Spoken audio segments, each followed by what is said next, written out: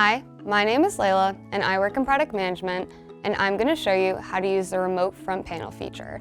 This feature is useful to remotely operate the machine from anywhere with an internet connection. To start, you will need to download a VNC viewer, which you can download for free. Then, you will need to put your machine's IP address into the VNC viewer. To find your machine's IP address, you can select the System Information button on the home screen of your MFP.